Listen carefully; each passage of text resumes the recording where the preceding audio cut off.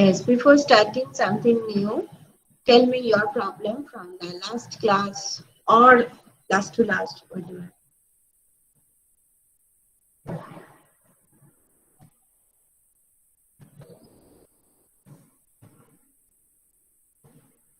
Do you have any problem?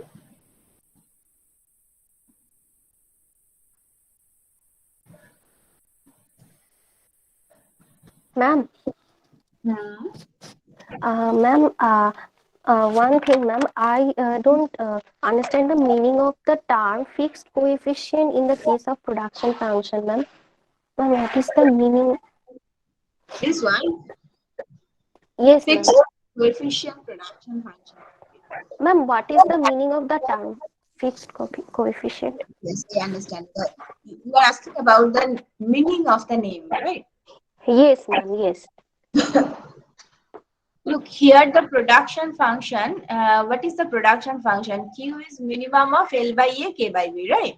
So here, your production, what is the Q by L? Look, if L by A is less than K by B, then Q is equal to L by A. Just an example. If L by A is less than K by B, then Q is equal to L by A, right? In that case, Q by L is 1 by A, that is constant, fixed. Yes, ma'am. So your average product is constant. Okay. Similarly, your marginal product, and if opposite is there again, that will be constant. So as the average and marginal products, these are constant. These are always fixed. So that is why the name of this production function is called fixed coefficient production function. The quantity produced is always a constant function, or a constant, or I should say, the quantity produced is changing at a constant rate with change in labor or capital, right? If you change your labor, then the quantity will change at a constant rate, that is 1 by A. Similarly, Yes, if ma'am. you change capital, then the production will change at a constant rate. It is 1 by B. So as the rate is constant, as the rate is fixed, so that is why it is called fixed coefficient production function. Okay, ma'am. Understood.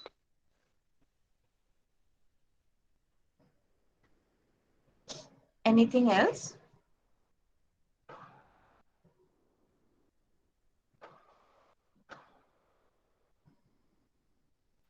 Ma'am, Hmm. ma'am, from the cost part, uh, ma'am, from the total cost part, I have a doubt. Total cost of short run. Yes, ma'am. Ma'am, from the graph part. Okay, I'm going. Just stop me, huh?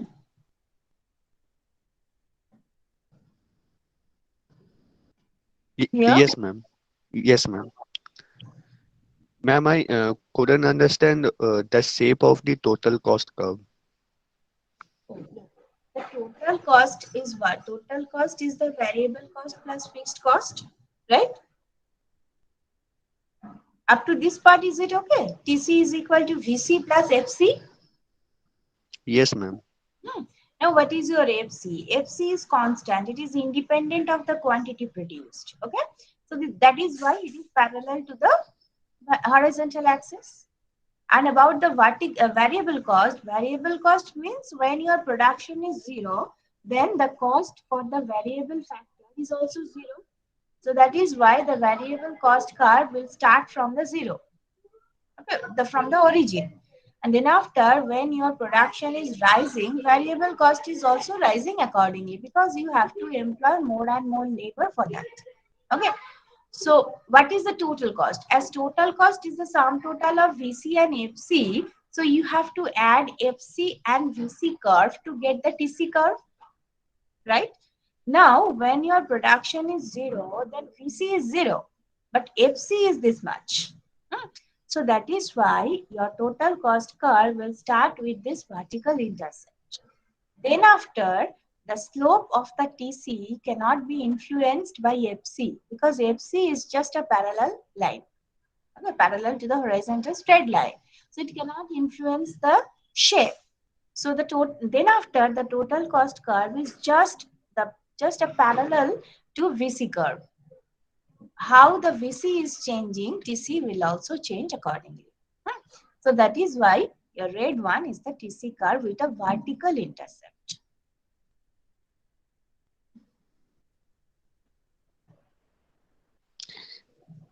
Ma'am, ma'am, why the shape of the TC curve is like this? Means first uh, con Oh, you were convex. asking about the curvature. Yes, ma'am. Look, what is the shape of your total product curve? Total product curve is inverted U shape, or rather, okay, let me.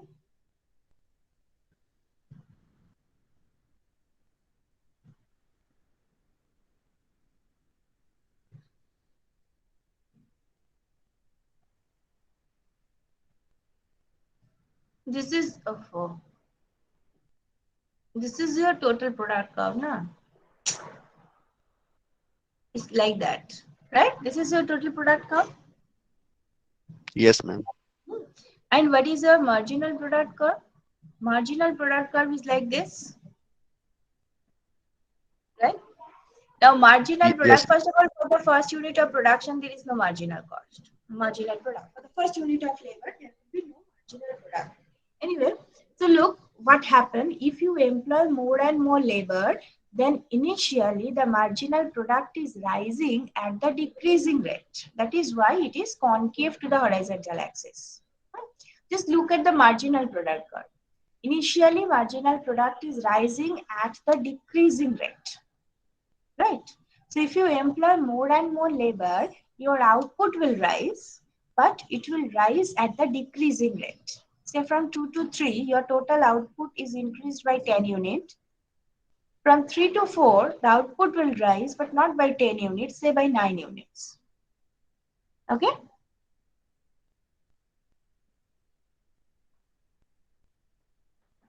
yes, ma'am. But the MPL is still increasing. So why will it? MPL is increasing, but increasing at the decreasing rate.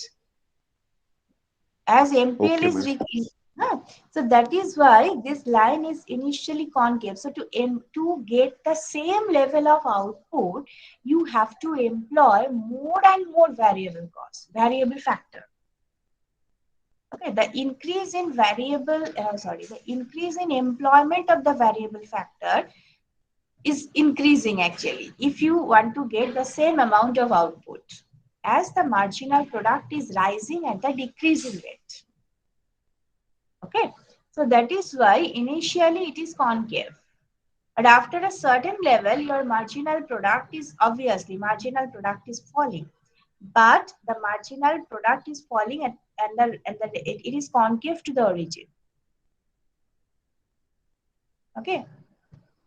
So initially it is concave, then after it is convex, then after again it is concave. And after a certain time, the total cost will obviously, it is always rising because when marginal product is negative, for that part, the total cost is irrelevant because producers are not interested to know about the total cost when marginal product is negative. So forget about that part. But after that, before that negative marginal product, the total cost curve shape is dependent absolutely on the position of the marginal product. If marginal product is rising, then it is initially concave, then convex. And when marginal product is falling, then it is becoming concave again.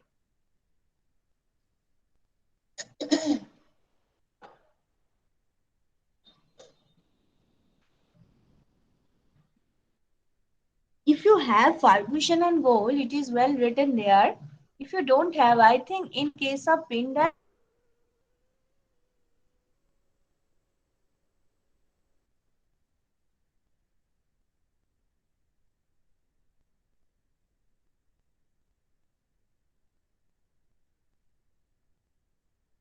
Rubinfield, do you have the explanation of the shape of the TC and VC curve?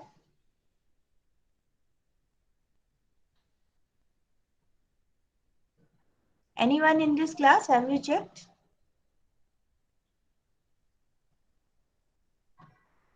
Am I audible?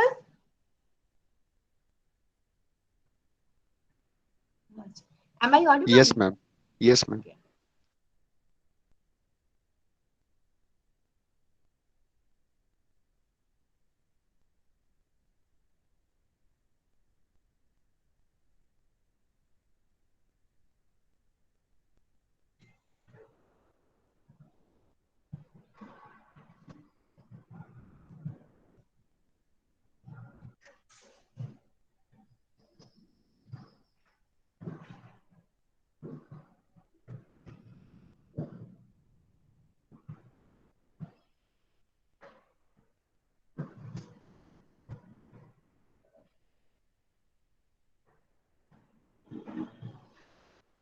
Okay, so this is any other question?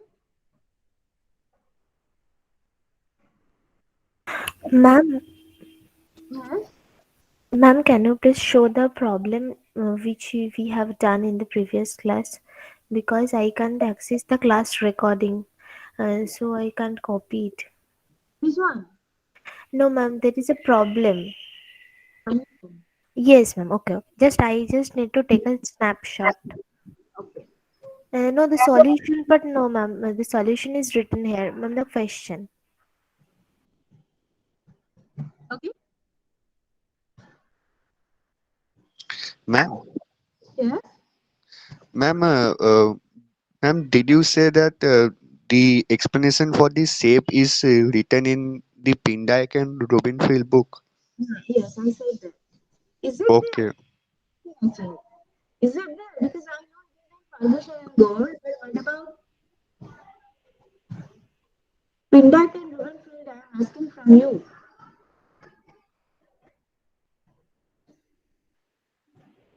Ma'am, I don't know, ma'am. Oh, actually, I also don't know right now because I don't have the book in front of me. But definitely, I will check after the class. I think it is because it's very basic thing. It should be in all standard book. Is it okay now? May I shift? May I go to the Yes, ma'am. Yes, ma'am. Thank you, ma'am. Yes, ma'am. Hello, this is the new thing I am going to start. The relation between LSC and LMC. From this class, one was asking that, ma'am, LSC and LMC is same in the long run. That was the question, I remember. But I said there that no, it is the case only for the fixed coefficient production function. In general, LSC and LMC, they are not similar, not at all. Hmm. So look here, I'm going to check the relation between LSC and LMC. Try to remember this is for the long run. Hmm. So LSC by definition, long run average cost is equal to C by Q.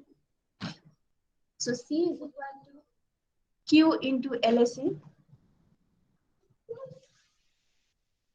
Now you can differentiate it with respect to Q. Then del C del Q is equal to LSC plus Q into del LSC del Q. So del C del Q is nothing but LMC. So LMC minus LSC is equal to Q into del LSC del Q. Now LSC is long run average cost curve. This is U-shaped. And as it is U-shaped, so first it is falling, then after minimum, then after increasing. Okay. So when it is falling, that means your left hand side is less than 0, then LMC is less than LSC. So LMC is in the lower part of the LSC. When it is equal to 0, then LMC is equal to LSC. That means LMC is intersecting LSC. And then after, when LSC is greater than 0, then LMC is greater than LSC. So now LMC is higher than LSC. Okay.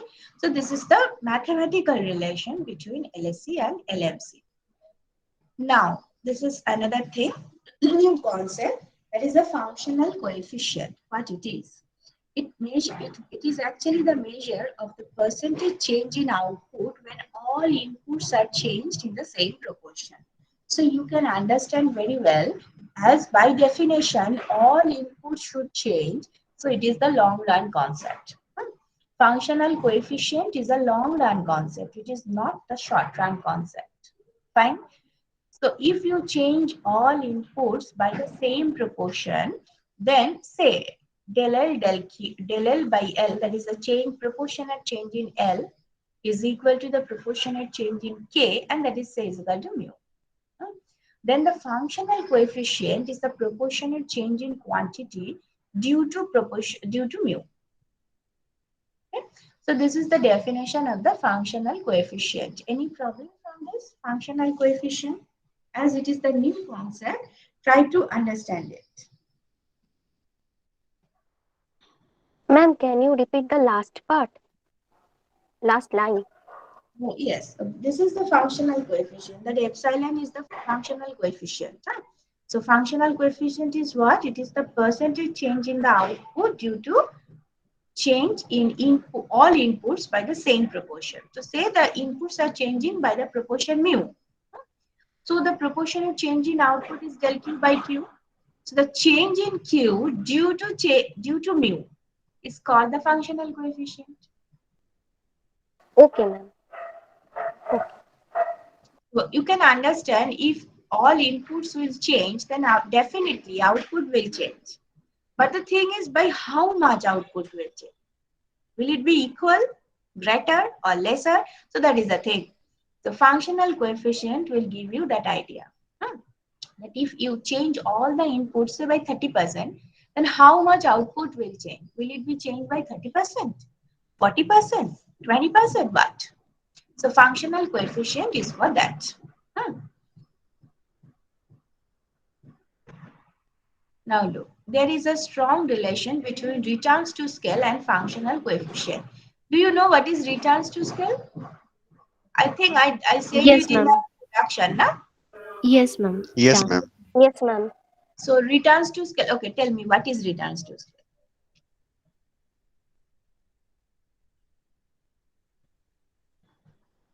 কাকে বলে? ভুলে গেছো? Okay, think and then tell me.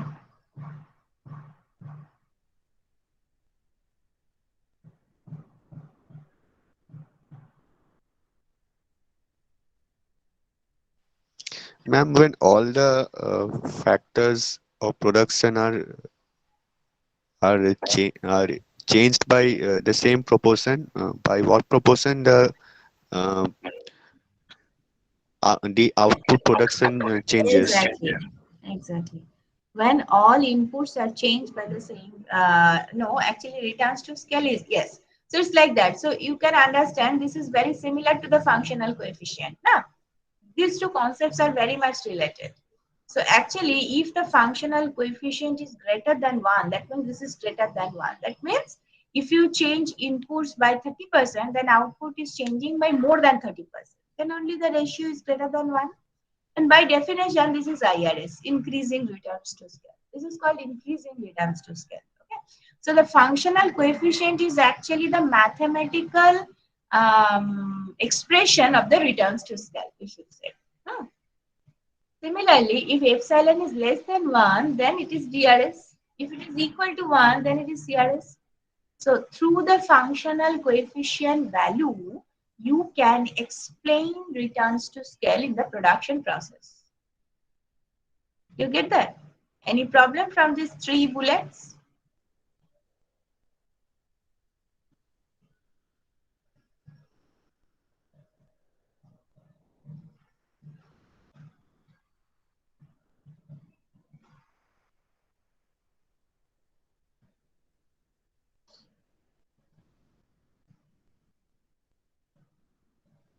Ma'am, Hmm. ma'am, can you repeat how do we compare with it with a returns to scale, this functional coefficient? Okay, before that, tell me what is returns to scale. Um, Let me go there. i- Na? তো পড়িয়েছিলাম, আমি সেখানেই যাই।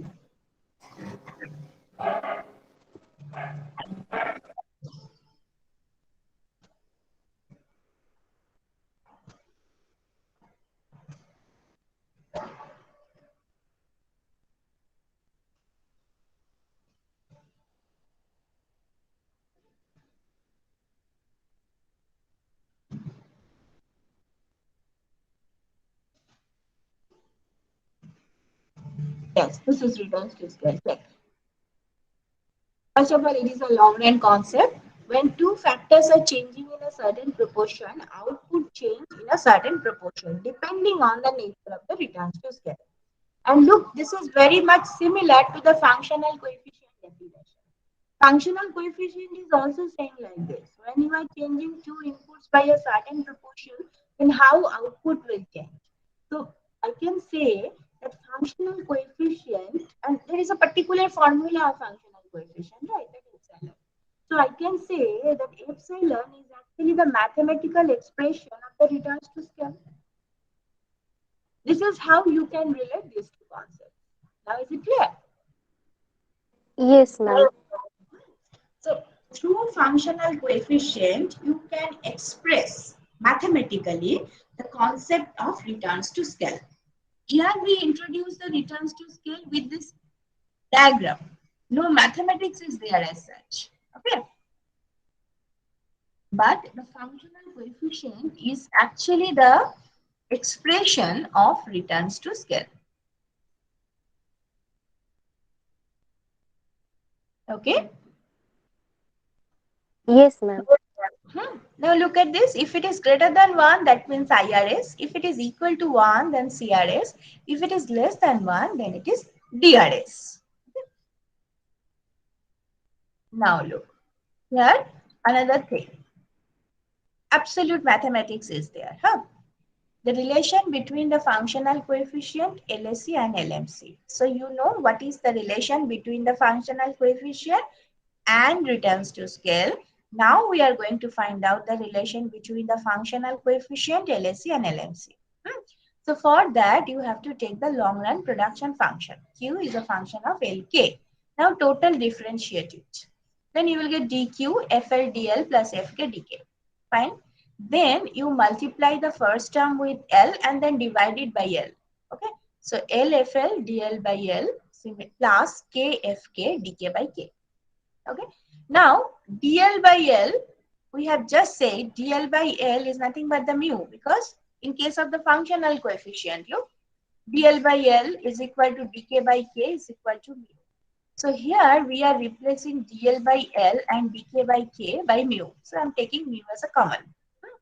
Within bracket, you have L into FL plus K into FK. Fine.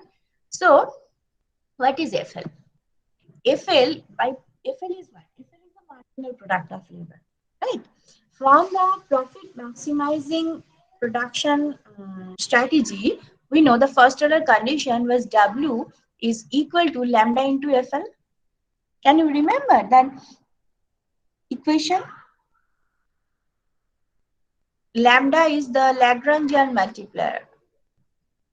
Can you remember? Yes, ma'am. Yes, ma'am. You just plot that, you just express the Lagrangian equation, then first order condition and this. So this is how R is equal to lambda into Fk. Okay, this part are missing here because of my poor snapshot taking. W is equal to lambda FL, R is equal to lambda Fk. So you can replace FL by W by lambda and Fk by R by lambda. So you replace it. Okay. So the lambda is also common. Mu by lambda WL plus RK. Fine. Up to this point, is it okay?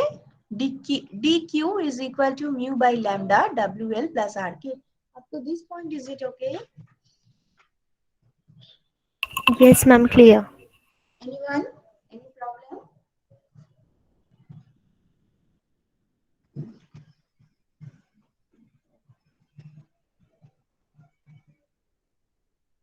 Okay. So now you divide both sides by Q. Then dQ by Q is equal to mu by lambda WL plus RK by Q. Fine. Then take dQ by Q by mu. So actually this is nothing but the functional coefficient. Huh? dq by q by mu, this is nothing but the functional coefficient. So dq by q by mu is nothing but the functional coefficient. So we are making our left hand side as a functional coefficient. What about the right hand side? WL plus RK by Q divided by lambda. Now WL plus RK by WL plus RK divided by Q. This is by definition long run average cost. And that lambda, this is long run marginal cost. We derived it. Can you remember the mathematical interpretation of lambda? From the cost function, we derived it. Morning. Lambda, the Lagrangian multiplier is actually the LMP. Yes, ma'am. Lambda equals to del C by del Q equals to, let me see. We show it again.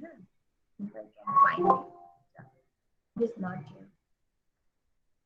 I think it is in the production.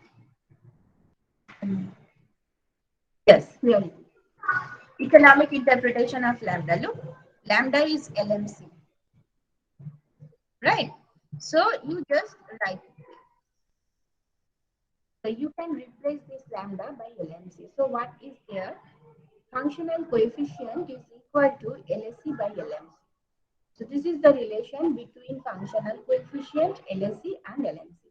Absolute mathematics, no logic, nothing is there. Only mathematics. So tell me your problem from this derivation. Ma'am, Yes.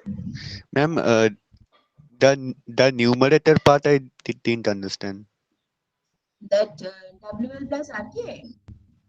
Yes, ma'am. By Q. WL plus RK is your total cost. Right.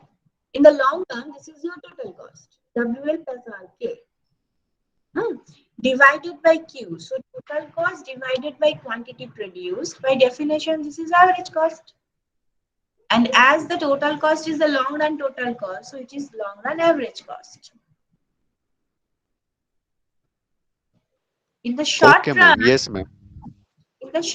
you will have WL plus K bar or FC like that, anything constant divided by Q. But as it is long run, that fixed factor is converted to the variable factor and the cost for it will be R into K. So that is why I am saying this is long run. Yes, ma'am. Now understood. So this is the simple neat, actually I should say a neat relation between the functional coefficient LSC and LMC. Okay. Now, actually look, till now we have not discussed about the shape of LSC and LMC, right? We have not discussed that what is the exact shape of LSC. We know what is the shape of AC curve, what is the shape of MC curve in the short run. But what about long run? We have not drawn it yet. Actually, we are trying to draw that. That is why we are doing so many things.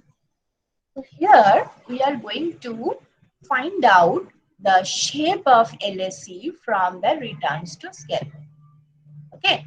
Now look, if there is IRS, so it is increasing returns to scale. Then we know, look, if there is IRS, then epsilon will be greater than 1, right? That is functional coefficient will be greater than 1. So I am just writing it. Functional coefficient is greater than 1. Now what is functional coefficient? LSC by LMC. So write it. LSC by LMC greater than 1. So LSC is greater than LMC. Then LMC minus LSC is less than 0. Up to this point, okay? Just the this side to that side and less than greater than. Yes, ma'am. Now look, from there I have written del AC del Q less than 0. Why? Because I know this relation is also there. LMC minus LSC is equal to Q into del AC del Q. That we know. So if this part is less than 0, then del LSC del Q is less than 0. Right? So that is why I have written del LSE del Q less than 0. So actually I have used three relationships. The relation between returns to scale and the functional coefficient, the relation between functional coefficient and LSE LMC, and the relation between LMC and LSE. So if this is true, then LSE is downward sloping. So I can conclude that if there is increasing returns to scale, then LSE should be downward sloping. Is it okay? Think of it, look at it, and then tell me. Ma'am, please repeat this part once more. Yes, I Ma'am, say, can I continue? yes, yes, ma'am, yes, ma'am. So look, if there is IRS, I'm assuming say there is IRS. Say there is increasing returns to scale. And if there is increasing returns to scale, then functional coefficient is greater than 1. So here it is. Functional coefficient is greater than 1. Now what is functional coefficient? We know functional coefficient is LSE by LMC. So I'm just replacing functional coefficient by LSE by LMC. That means LSE by LMC is greater than 1. That means LSE is greater than LMC. That means LMC minus LSE is less than 0. Up to this point, is it okay? Yes, ma'am. LMC minus LSE, okay. Now, I'm going back here. We know LMC minus LSE is equal to Q into del LSE del Q. So if my left hand side is less than 0, then my right hand side should be less than 0 as Q is positive. So del LSE del Q, this is less than 0. Okay. So I'm writing del LSE del Q is less than 0. I'm just replacing LMC minus LSE by del LSE del Q. Del LSE del Q is less than 0. Up to this point, is it okay? Yes, ma'am. Now, what does it mean? That if quantity produced is rising, then average cost is falling. Right? So there is an inverse relation between the quantity produced and the LSE. So if you continue, if you increase your quantity produced, then your LSE should fall. That means your LSE is downward sloping. Yes, ma'am. Okay. Anyone else? Any doubt?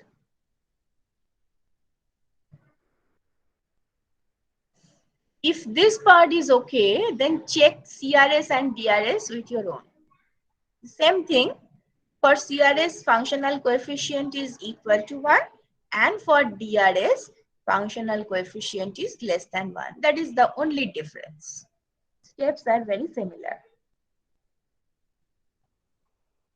Again, look, this part is missing, huh? Because of poor mechanism. So in that case, for DRS, your LSE should be upward rising. So initially it is downward sloping, then it is minimum, then it is upward rising. IRS, CRS, DRS. Yes, ma'am, checked. Any doubt with anyone else? Okay. YOLO.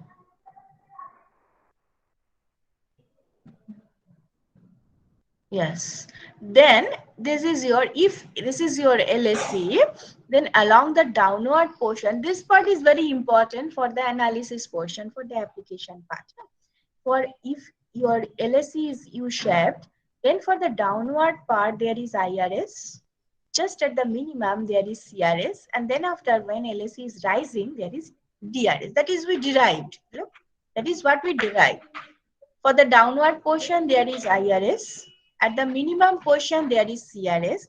And when it is rising, it is DRS. So that is what I have written in this diagram. If our LSE is U-shaped, then initially there is IRS, then comes CRS, then finally DRS.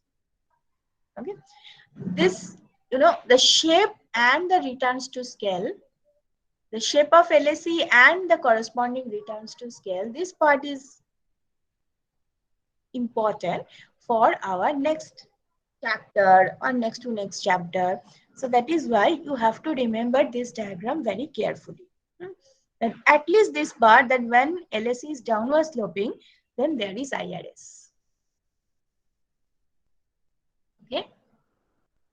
Ma'am, Yes. yes, ma'am. If we are asked to draw a diagram with LSE and LNC, then both two LSE and LNC are U-shaped. Am I right? No. Actually, look, till now we have not derived the shapes. But yes, they are U-shaped. I will show you how they are related. Okay, ma'am. Okay.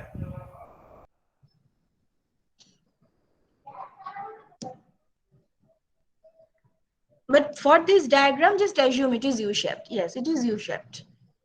LSE is U-shaped, downward portion IRS, minimum CRS, and then after GRS. This is how the returns to scale is changing along the LSE curve. Okay, now if there is IRS, why there is? Now you can ask me, okay, ma'am, I understand logically that if it is downward sloping, then it is IRS. Now, if I am asking that, explain logically, intuitively, that why IRS is there when LSE is downward sloping. How they're related logically. Now look, what is IRS? IRS means if you employ, again, if you employ labor and capital by 30% more, then output is rising by more than 30%, right? This is by definition IRS. Do you agree with me? If you employ labor and capital by additional 30%, then the output will rise by more than 30%. Yes, ma'am. Agreed. Yeah, this is just the definition of IRS. Now, if it is, that means if you spend, if your total expenditure is rising by 30%, then output is rising by more than 30%. Right? If you employ labor and capital 30% by, if you employ 30% more labor and 30% more capital, that means you have to spend for labor and capital more, right? You are going to employ them. That means your spending is also rising. So if you are employing 30% more labor and 30% more capital, that means your total expenditure for labor is rising by 30%. Your total expenditure for capital is also rising by 30%. Do you agree with me? Yes, ma'am. And your output is rising by more than 30% because it is IRS. Actually, I'm shifting from production to cost. Look, I am just starting from the production and I'm coming to the cost. I am employing labor by additional 30%. I am employing capital by additional 30%. So my expenditure for labor is also increased by 30%. My expenditure for capital is also rising by 30%. That means my total cost is rising by 30%. Okay, but my output is rising by more than 30%. So what about the average cost? Average cost is the ratio of the total cost divided by the quantity, right? Total cost and the quantity. So my total cost is rising by 30%. That is, my numerator is rising by 30%. The denominator is rising by more than 30%. So what about the ratio? Will it rise or fall? Fall. Yes. And what is the name of the ratio? Average cost. So average cost is falling.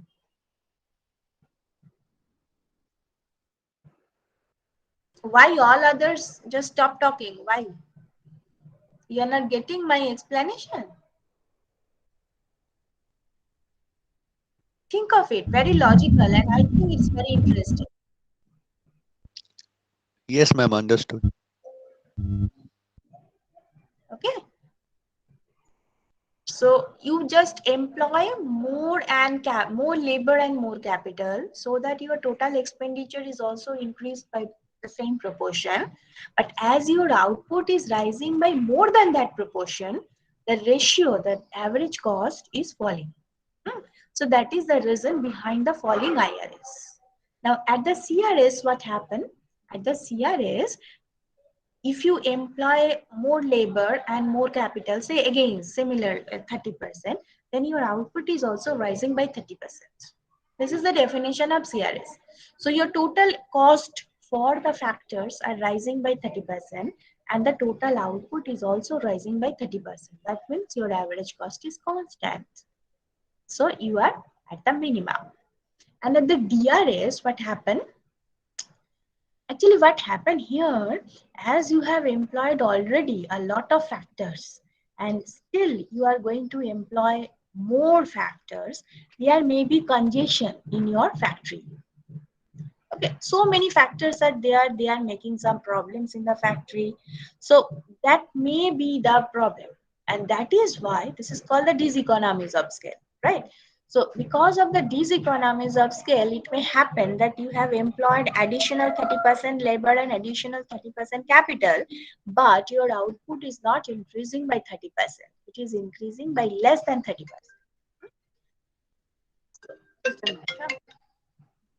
Hello? So what happened? Your total cost is rising by 30%, but the denominator, that is the output, it is not rising by 30%. It is not changing by 30%. So the ratio is increasing. The numerator is rising faster than the denominator rise. So the ratio is rising. So that is why your LSC is upward rising. So this is, look, this part is absolutely logical. Okay. Before that, it was simple mathematics, and just now whatever I said to you, this is intuitive interpretation or intuitive explanation of the relation between return. Okay, any problem?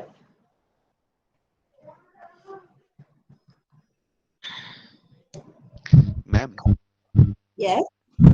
ma'am, does DRS represent the stage 2 level of production? No. Yes, yes, sort of. Yes, yes. Actually, DRS means there is some problem in your production unit. Maybe the laborers are fighting among themselves, maybe they are fighting for the capital equipment, because a lot of labor and capitals are already there in your factory. You have produced already a significant proportion of output and still you are trying to increase. There is a problem of the large scale production. So that large scale production problems are coming at this stage, and this is called these economies of scale.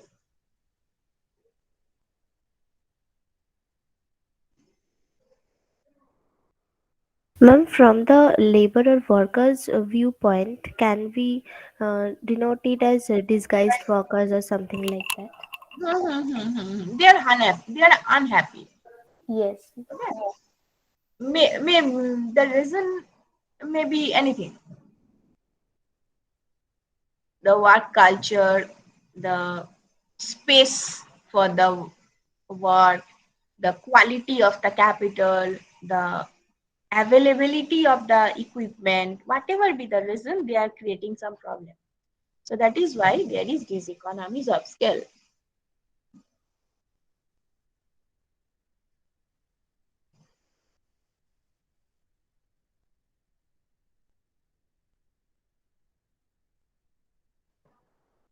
Just give me 1 minute. Let me check where are the shape of the LSC and LMC. Just a minute.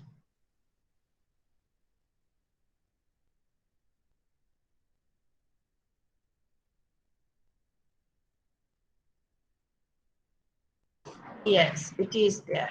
Okay. Just a minute.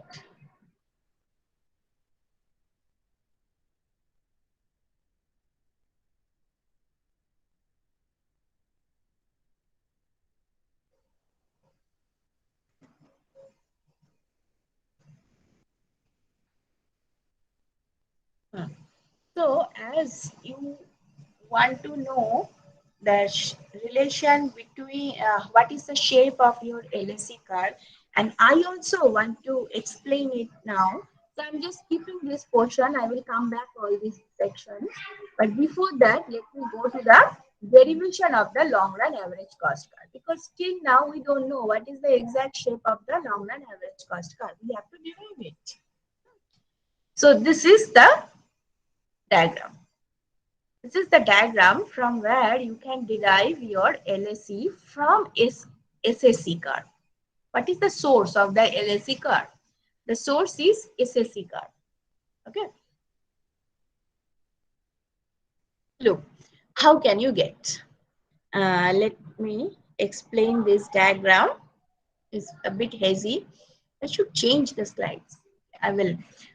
What happened? Look, there are five, or rather, there are four short-run average cost curve: SSC 1, SSC 2, SSC 3, and SSC 4. Can you see these four short-run average cost curves? Can you see this? Yes, Yes, ma'am. ma'am. Okay, fine. So look, you can ask me why so many SSC curves are there, because each and every SSC curve is representing a particular level of capital. In short run, you cannot change capital. Okay, so that SSC 1 is corresponds to a particular level of capital.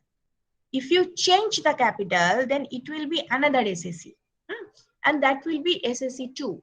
So that SSC 2 corresponds to another level of capital stock. Along the SSC 2, you cannot change the capital. But if you change the capital, say you have a certain amount of capital which is not corresponding to SSC 2, then you will have SSC 3. Similarly, SSC 4. So each and every SSC in this diagram is representing a fixed amount of capital. Okay, that average cost is changing because of the expenditure on labor. As you are changing expenditure for labor, so the average cost is changing accordingly, as it is the short run.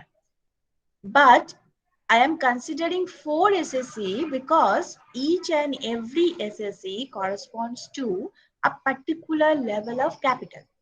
You cannot change the capital, but for given capital K1, you have SSC 1. Given capital K2, you have SSC 2, like this. So do you understand why there are 4 SSC?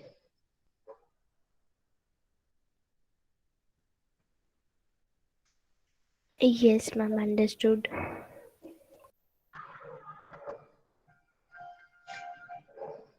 Okay. Now look what happened. Say you have only SSC 1 and SSC 2. Say you have SSC 1 and SSC 2. Let me draw it here. Can I draw? No. Okay. Is it a slide? Yes. Yes, yes, I can draw. Okay. Let me draw it.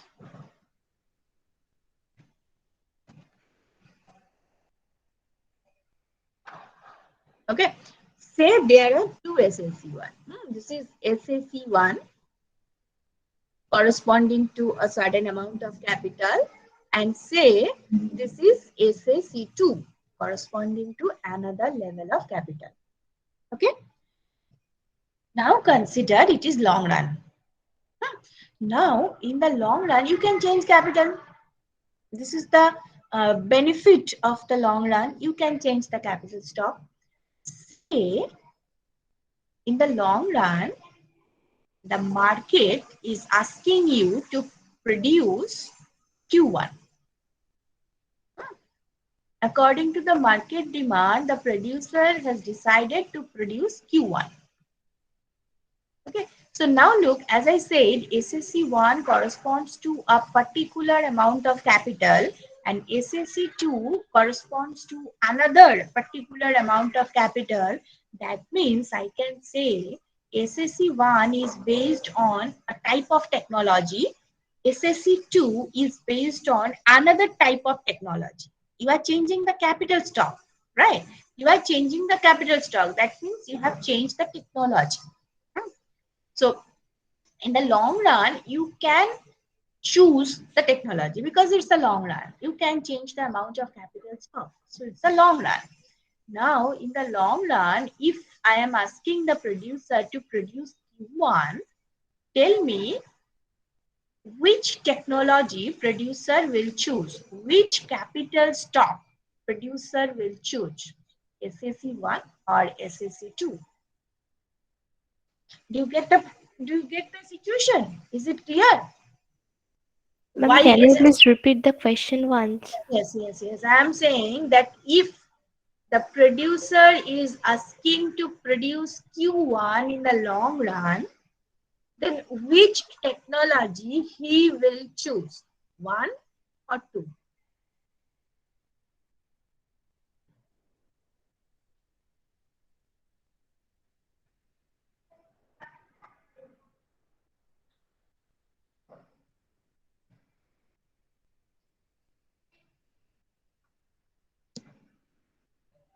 Ma'am, the second one. Okay, why second one? Ma'am, because for the second one, there is a possibility for the average cost to decrease.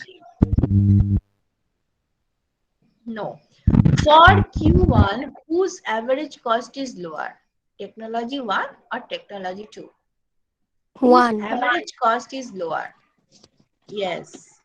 As technology 1 is giving you lower average cost to produce Q1, then you should go for technology 1. Okay. Okay, ma'am. Hmm. Whose average cost is lower, whose cost of production is lower, you must go for it. So this is the thing. If you can understand this, then tell me which technology you will choose to produce Q2.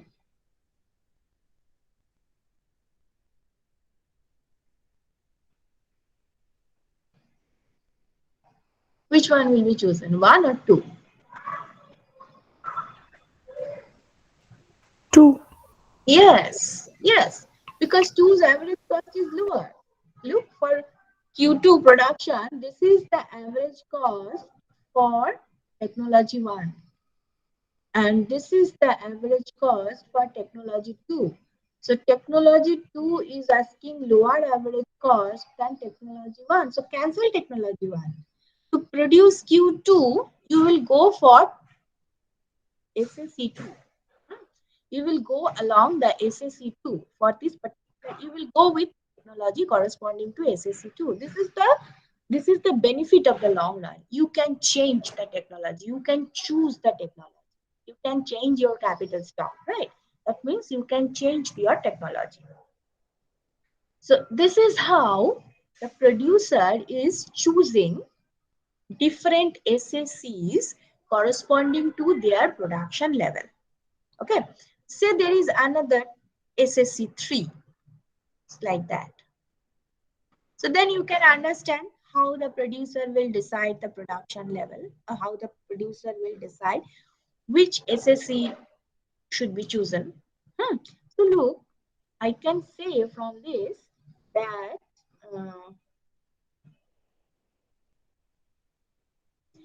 up to this intersection point, up to this intersection of 1 and 2, the long run producer will choose technology 1 up to this point.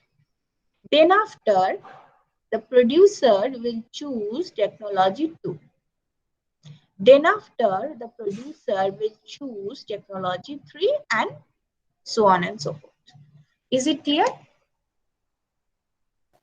Ma'am, can you repeat it? Uh, That blue line. yes, ma'am. That you now done. Yes.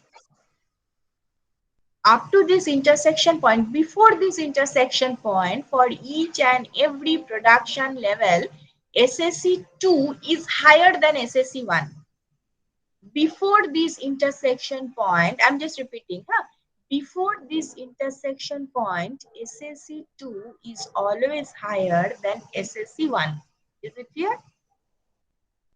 Yes, ma'am. Before this intersection point, SSC2 is always higher than SSC1, right? Yes, ma'am.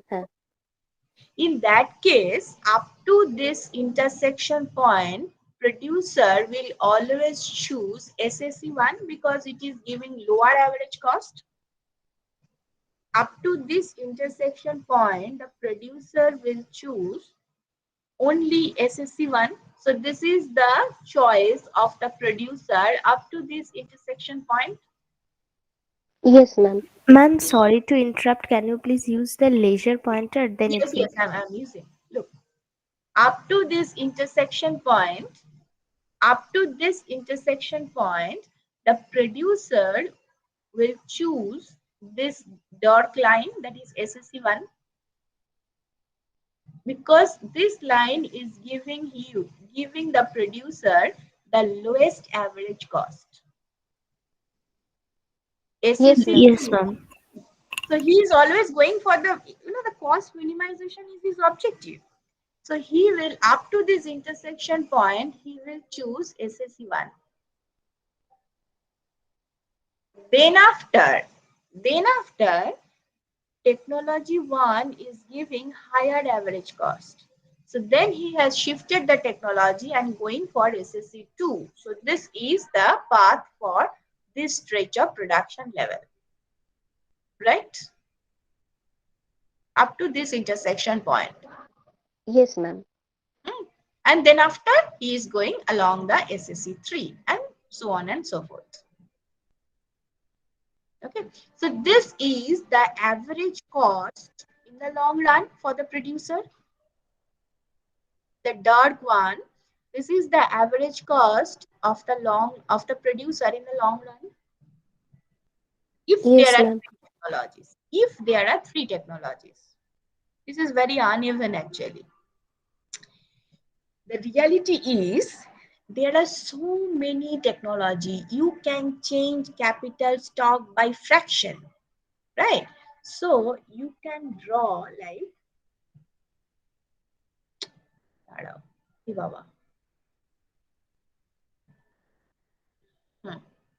so you can draw infinite number of average cost curve in between SSC1 and SSC2 like this. So this is how this curvature is becoming smooth and smooth. Look, initially it is a curvature like this. Okay, let me draw another. I think এতগুলো line টেনে ফেলেছি যে তোমাদের confusion হচ্ছে। Look, this is 1 and this is 2. So what is the path for the long run producer? For the long run producer, the path was like this and this. Okay, so there is a curvature. In the long run average cost curve, there is a curvature. Do you agree up to this point? Yes, ma'am. Agreed. So there is a curvature. But whatever diagram I showed you already of LSC curve, they are very smooth, right? There is no such uneven, akabaka is not there. So how can you make it smooth? The reason behind the smooth LSC is that actually, this is just for the explanation. I used only 2 SSC curve. Actually, there are infinite number of SSC curve corresponding to fractional change of the capital stock. You can change capital by fraction because it's a long run. So for each and every fractional change of the capital stock, you will get different technology and different SSC curve. So let me draw at least another SSC curve there.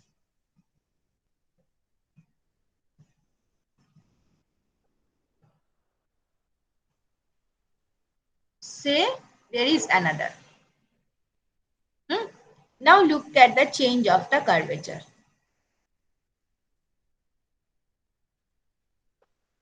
This, this and this. Look, the kink portion is becoming smooth now. No? Initially, the kink was that much. Initially, the kink was that much. Now the kink is only this much. Can you see? It's better if you draw it in your own copy and follow the steps which I am doing here by your own. Just draw SSC 1, then draw SSC 2. Look at the curvature of your LSC curve.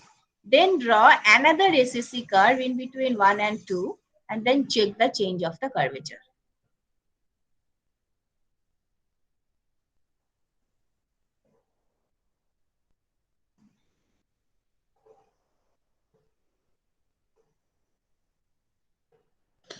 Make yourself clear first. I'm waiting.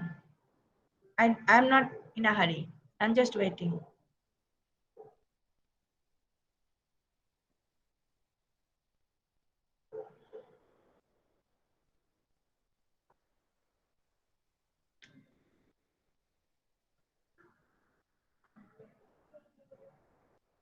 Yes, ma'am, done and understood clearly.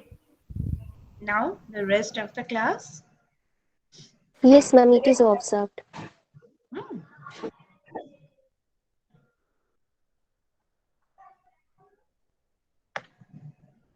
Okay, so actually this is the reality. Huh? You can draw you can draw infinite number of SSC. You can draw infinite number of SSC, and ultimately this curvature is becoming smooth and smooth, and finally your LSC will be a smooth curve. So this is how you can get LSC from SSC. Okay, just this is just the step. Now what is the exact shape? Look, here I have drawn the LSC just like anything, but actual shape of LSC is this one. I'm coming back to my diagram. Look, SSC 1, SSC 2. So you can understand that up to this intersection, where is the red color? Up to this intersection point, the producer will go for SSC 1. Then after, the producer will go for SSC 2, and then after maybe something else like that. But if there are so many SSC curves, the line are becoming smooth and smooth, and it will be like a smooth curve like this. Okay. So this is how you are getting LAC from SAC. And why it is useful? Because you know there is IRS initially, then after CRS, and then after DRS.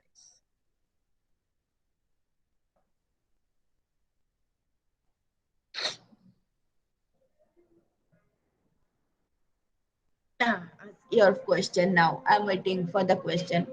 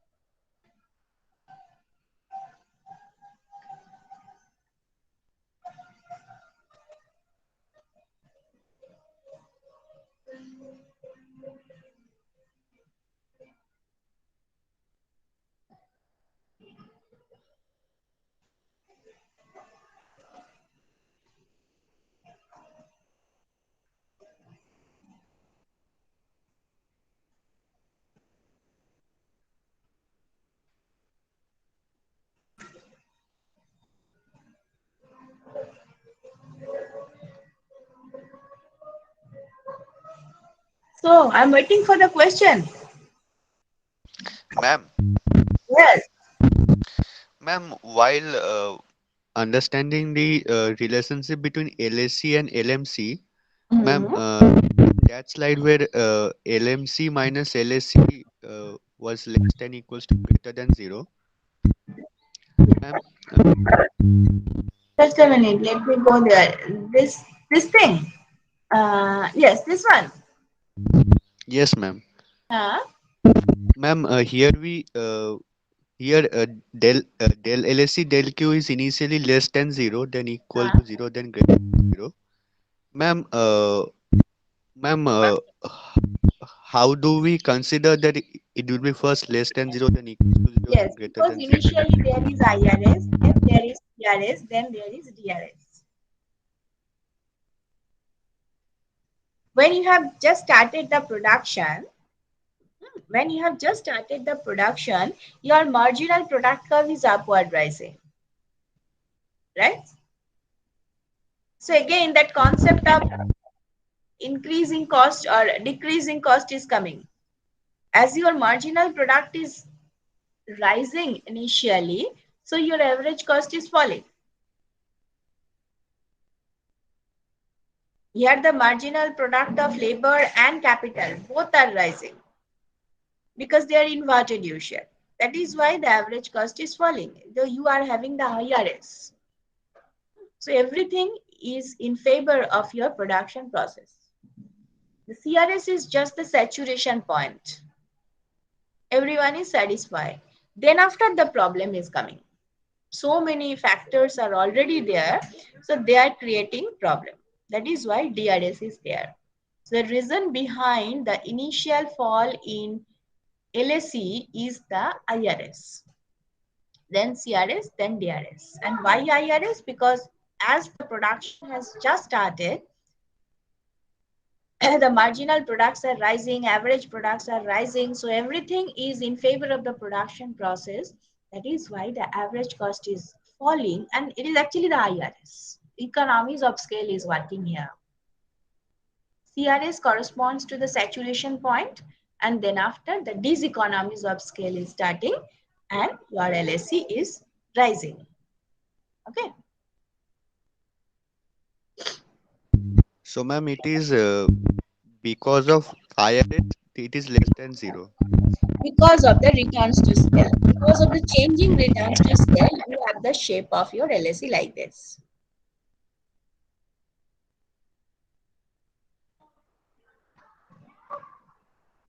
Okay. Yes, ma'am. Okay.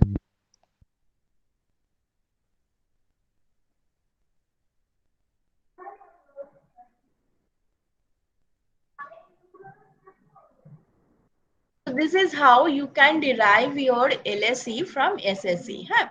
Now look, if you look at this diagram, you can see that just like um, LSE is just you know, just an envelope within which so many SSEs are kept, like a paper. In the envelope, what we are doing? We are just keeping the papers, right? So LSE is like that envelope within which we are keeping so many SSEs, right? So and remember one thing, SSEs are always above the LSE. They are not intersecting your LSE. They are always touching the LSE curve. Okay. So LSE curve is called the envelope curve. This is also a very common question, that why why LSE curve is called envelope curve, or explain the concept of envelope curve. So you have to draw this diagram to give answer of that question.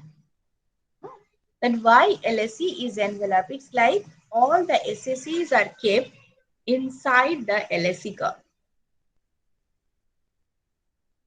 Okay, LSE curve is called the envelope curve. Is it okay? Why LSE is called envelope curve?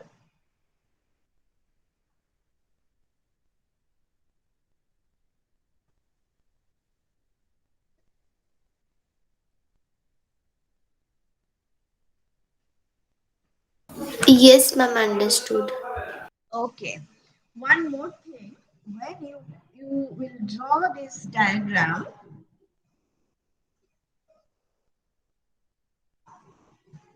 in your copy or in your exam copy, wherever there is a common mistake, let me show the diagram with mistake. Hmm. Let me show the diagram with mistake. This is your LSE curve. Okay. Some students will draw SSC like this. Look.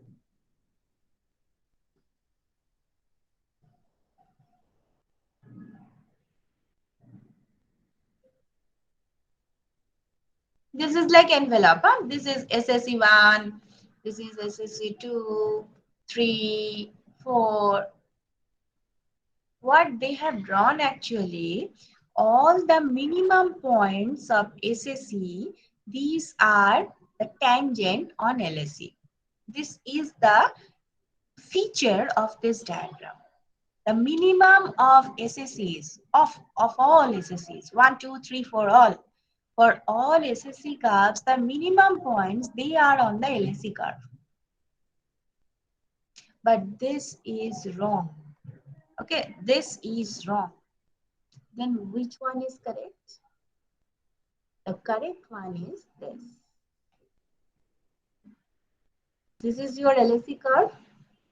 Your SSC is tangent with LSE, but not at its minimum. Only at the CRS point, LSE and SSC, they are tangent to each other at their minimum. Here also, it's like this. The minimum is here. Look, the minimum is here. The minimum is here. The minimum is here. So they are tangent. SSC must be tangent to LSE, but not at its minimum. Not at the minimum of SSC, other than the CRS point. Okay. So do you understand the difference between this wrong and the right diagram?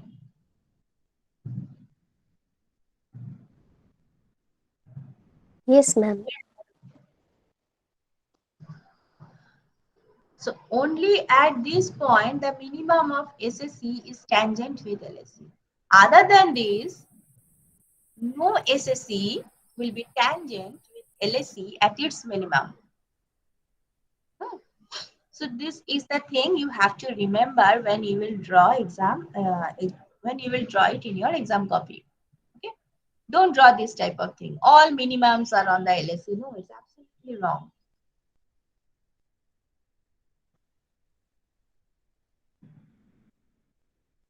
Okay, so you have your LSE curve now and the envelope curve also.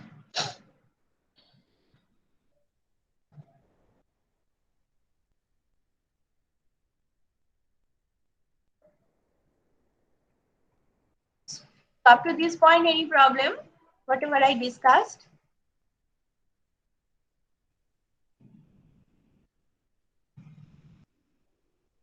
Just write this problem and try to solve it. By that time, let me find out the derivation of LMC curve.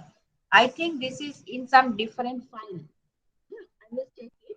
But just write this question in your copy and try to solve it. Derive the cost function from the Cobb-Douglas production function. Cobb-Douglas production function means Q is equal to constant, say capital A, L to the power alpha, K to the power beta. Okay. So this is the Cobb-Douglas production function. From there, you have to find out the cost function. That is Q is equal to WL plus RK. Okay. Try to solve it, and I am checking the derivation of LLC by that time.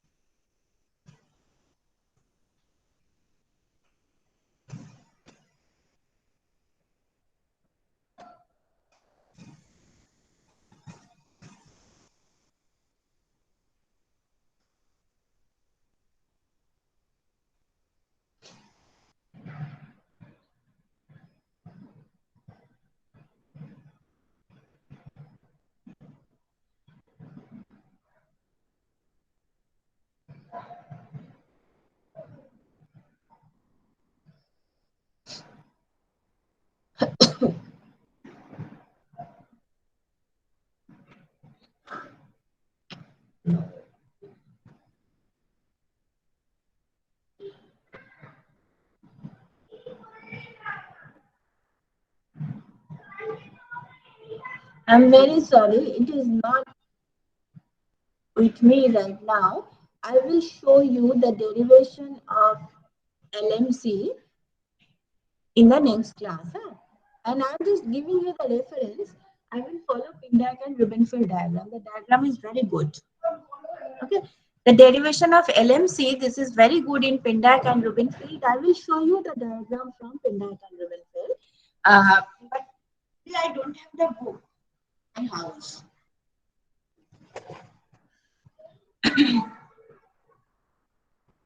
So have you done this? Are you trying? Or just waiting? I will not show you the solution. You have to find out the solution.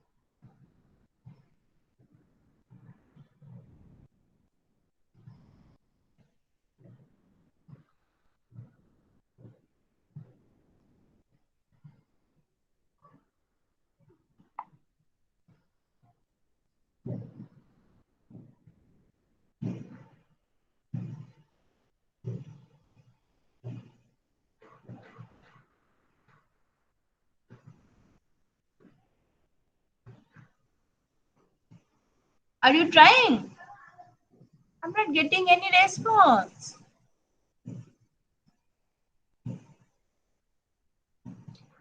Then I have to go to my basic question that am I audible?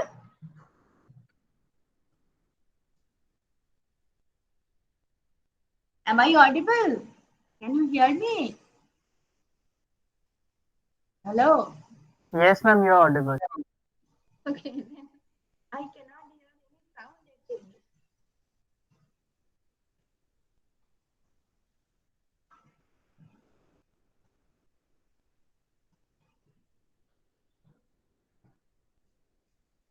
Are you trying? Yes, ma'am. Okay, okay. Take your time.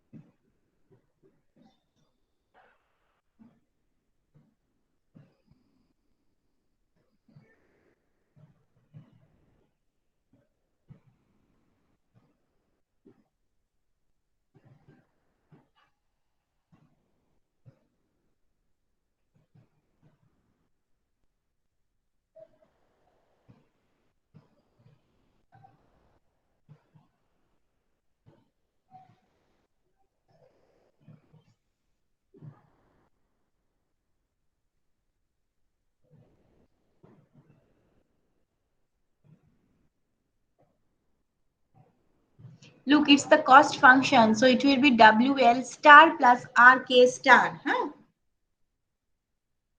So you have to find out L star and K star first. Then put it, you will get the cost equation.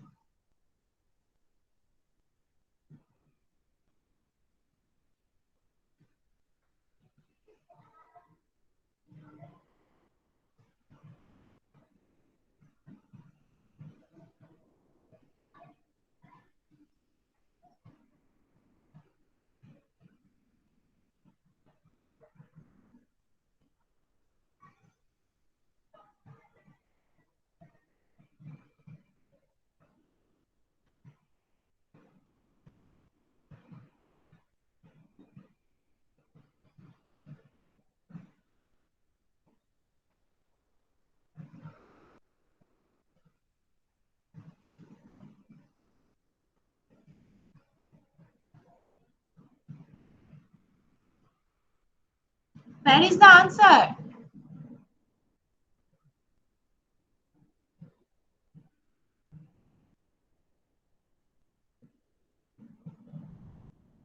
করেছো?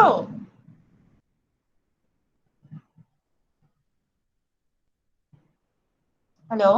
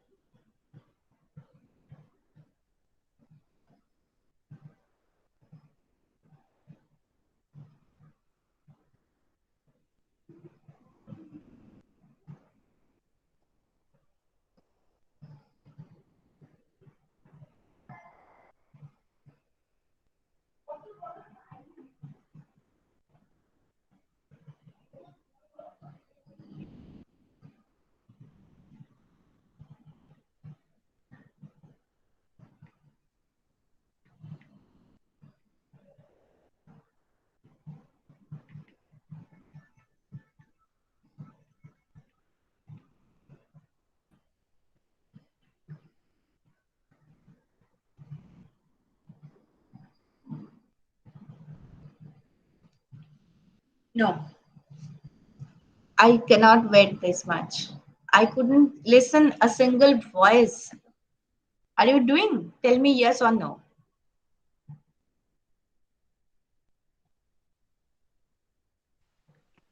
Are you doing it? Yes, ma'am.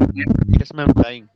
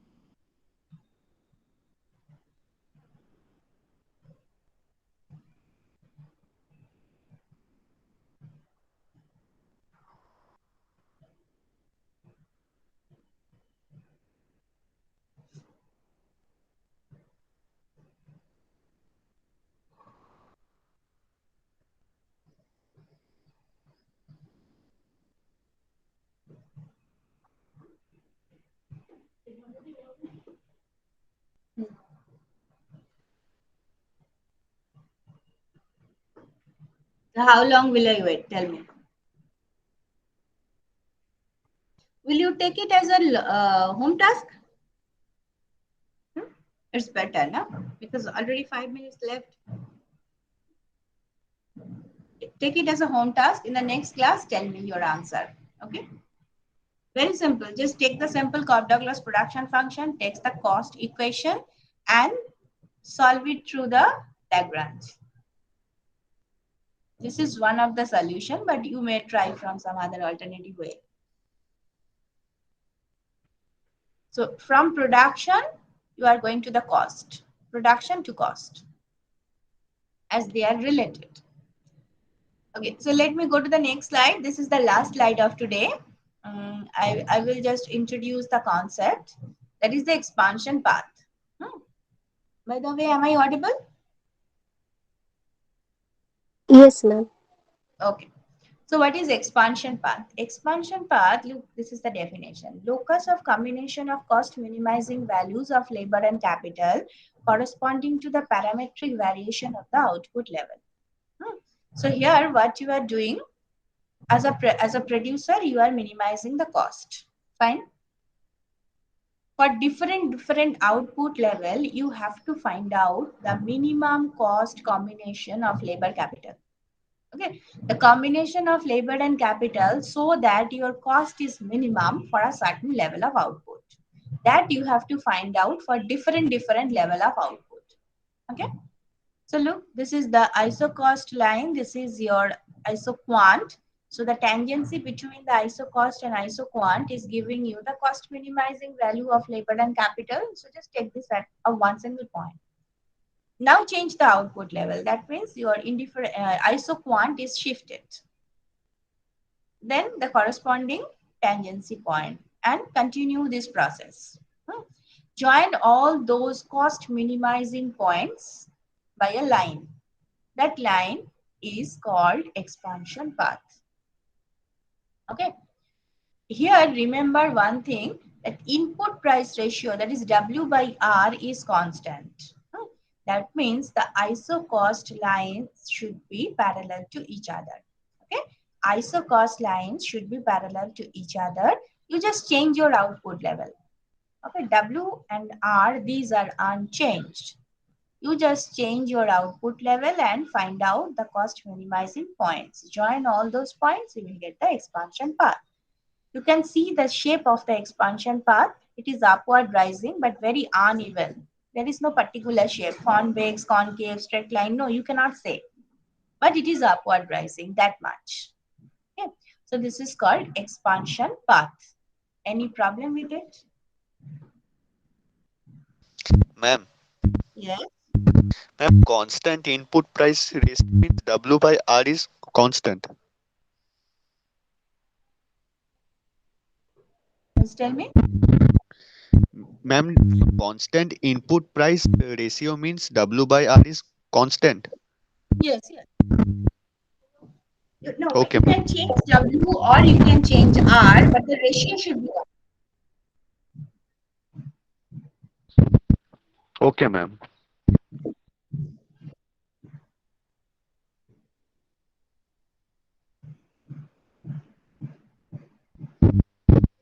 Ma'am, such that the ISO cost lines are parallel. Yes, yes. ISO cost are parallel. That W by R is cost.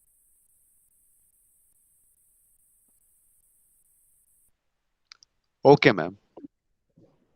Okay, so this is the definition of the expansion path.